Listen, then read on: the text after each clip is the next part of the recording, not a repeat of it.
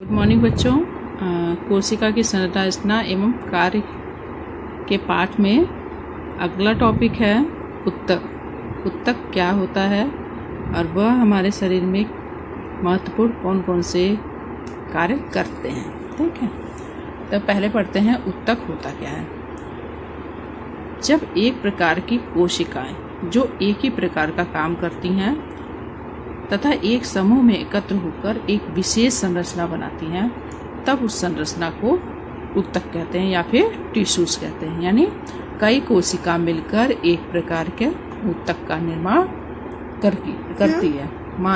मानव शरीर बहुकोशिकीय जंतुओं यानी विभिन्न प्रकार के कोशिकाओं का समूह होता है। इन कोशिकाओं में रचना और कार्य के अनुसार भिन्नता पाई जाती है। जब एक प्रकार की कोशिका को एक ही प्रकार का काम करती है और एक समूह में एकत्र हो जाती है और समूह में एकत्र होकर एक विशेष प्रकार की संरचना बनाती है, तो उस संरचना को उत्तक कहते हैं। प्रत्येक उत्तक केवल एक ही प्रकार का काम कर सकता है।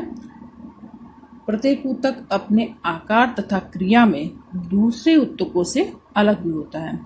उसका निर्माण होने वाली कोशिकाएं भी अपने कार्य के अनुसार परिवर्तित होती रहती हैं।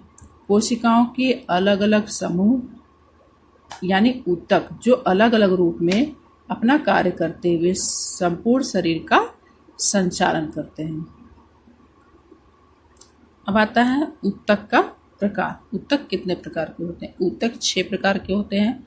मांसपेशी उत्तक, तंत्रिका उत्तक, संयोजी उत्तक, आच्छादित उत्तक या उपकला उत्तक, तरल उत्तक या फिर जनन उत्तक। तो पहला है इसमें मांसपेशी उत्तक। इन उत्तकों से मांसपेशियां बनी होती हैं। यह त्वचा के नीचे पाई जाती हैं। शरीर के अंग तभी गतिमान होते हैं जब ये मांसपेशियां सिकुड़ती तथा फैलती हैं। संकुचन एवं विमोचन यानी फैलना और सिकुड़ना इनका विशेष गुण होता है। हमारे शरीर के विभिन्न भागों में जो क्रियाएं और गतियां होती रहती हैं वह मांसपेशियों के संकुचन एवं विमोचन के द्वारा ही होती हैं। शरीर में मांसपेशी उत्तक 3 प्रकार के होते हैं, जिसमें पहला है रेखीय या ऐच्छिक उत्तक, दूसरा है अरेखित या अनैच्छिक पेशी उत्तक, तीसरे प्रकार की उत्तक हृदय पेशी उत्तक। ठीक है, रेखीय, अरेखीय और हृदय पेशी।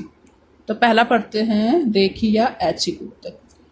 इनकी क्रियाएं हमारी इच्छा के अनुसार होती हैं। जैसे हमारे हाथ, पैर आदि अंगों के उत्तक की क्रियाएं मनुष्य के अधीन काम करती है। यानी जब हम चाहें तब हम उस अंग को हिला डुला सके, उठा बैठा सकें। ठीक है।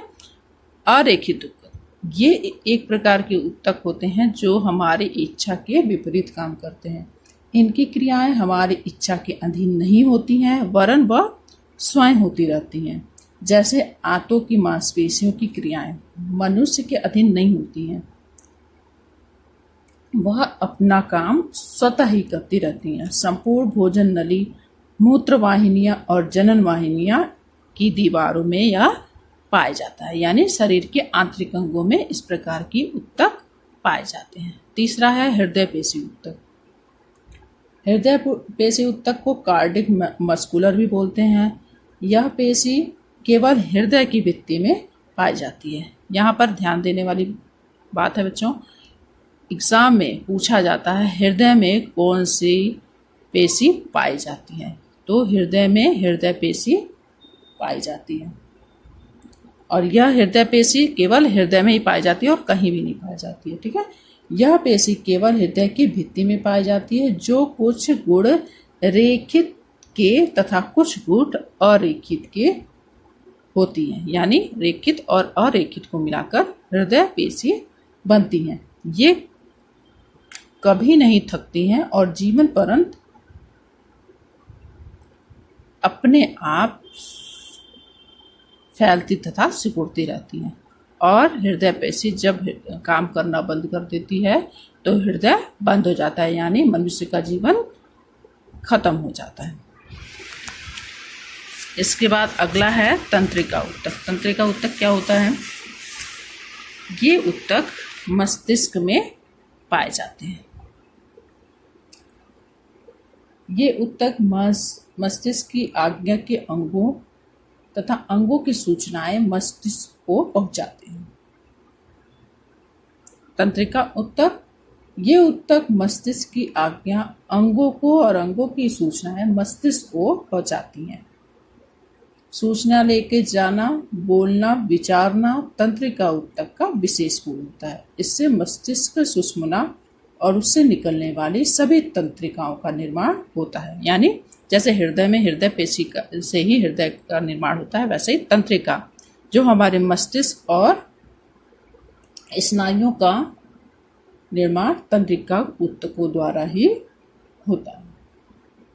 इसमें मस्तिष्क, सुषुम्ना और उससे निकलने वाली सभी तंत्रिकाओं का निर्माण होता है। तंत्रिका ऊतक मानव के संपूर्ण शरीर में जाल जैसा बिछा रहता है। इन्हीं की सहायता से जाने अनजाने हम अपने शरीर द्वारा होने वाली सभी क्रियाओं को करते रहते हैं। तीसरा है संयोजी ऊतक। संयोजी ऊतक क्या होता है? ये ऊतक विभिन्न अंगों को आच्छादित करके परस्पर जोड़ते रहते हैं। संयोजी मतलब होता है जोड़ना। 2-3 ऊतकें जहाँ एक अंग से दूसरे अंग को जोड़ने का काम करती हैं, उसे ही संयोजी ऊतक कहते हैं। यह आंतरिक, वसी, वर्णक और जालिमय आदि प्रकार की प्राप्त होती हैं। ये ऊतक विभिन्न अंगों को परस्पर जोड़कर रखती हैं। ये ऊतक शरीर के सभी अंगों में विद्यमान होती हैं और कई प्रकार की पाई भी जाती हैं, जिसमें पहला है साधारण संयोजी ऊतक। साधारण संयोजी ऊतक क्या होता है? यह अंतराली, वसी और वर्णक तथा जालिमय के रूप में पाए जाते हैं। यह कहाँ कहाँ पाए जाते हैं? यह पेशियों, हृदय में, रुधिर में और पीत रेशेदार ऊतक, वाहिनियों, त्वचा के नीचे आदि अंगों में पाए जाते हैं। दूसरा है रेशेदार संयोजी ऊतक, फाइबर कॉन्वेक्टिव टिश्यू। यह एक श्वेत मतलब सफेद रेशेदार तथा पीत रेशेदार यानी सफेद और पीला रेशेदार ऊतक होता है, जो श्वास नलियों की दीवारों पर तथा स्वर रज्जुओं के अंगों में पाई जाती हैं। तीसरा है कंकाल संयोजी ऊतक। यह उपास्थि तथा अस्थि के रूप में प्राप्त होती है, जो हमारे शरीर को एक ढांचा प्रदान करती है। आच्छादित या उपकला ऊतक। यह ऊतक शरीर के उन अनेक अंगों में आवरण के रूप में काम करते हैं, यानी उसके ऊपर लपेटे रहते हैं। शरीर की पाचन प्रणाली, श्वास प्रणाली, रुधिर वाहिनियां आदि इन्हीं ऊतकों द्वारा घिरी रहती हैं। यह विभिन्न प्रकार के होते हैं। कुछ स्थान पर इनकी कोशिकाएं शिष्ट कोणी यानी 6 कोनों वाली परस्पर किनारों से जुड़ी होती हैं। फेफड़ों के वायु के इसी ऊतक से बने होते हैं। कुछ स्थान पर इनकी कोशिकाएं लंबे खंभे की आकार की होती हैं। ये कान के अंदर जहाँ बाल होते हैं तथा जीवा पर जहाँ पर स्वाद का हम अनुभव करते हैं, वहाँ पर पाए जाते हैं। त्वचा भी इसी ऊतक से निर्मित होती है। यह साधारण तथा संयुक्त दोनों रूप में पाई जाती है। इसके बाद आता है तरल ऊतक। तरल ऊतक शरीर के बीच यातायात यानी आने जाने का काम रुधिर तथा लसिका नामक 2 तरल ऊतकों द्वारा करते हैं। यानी रुधिर और लसिका 2 तरल ऊतक हमारे शरीर में प्राप्त होते हैं। इनमें मैट्रिक्स प्लाज्मा नामक तरल पदार्थ होता है। अगले लास्ट है इसका जनन ऊतक। जनन ऊतक यह जनन कोशिकाओं का निर्माण करते हैं, यानी शरीर में जहाँ जनन अंग पाए जाते हैं उनका निर्माण जनन ऊतकों द्वारा ही होता है।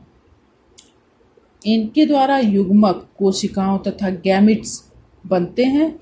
ये 2 प्रकार के होते हैं, नर युग्मक और मादा युग्मक। इनके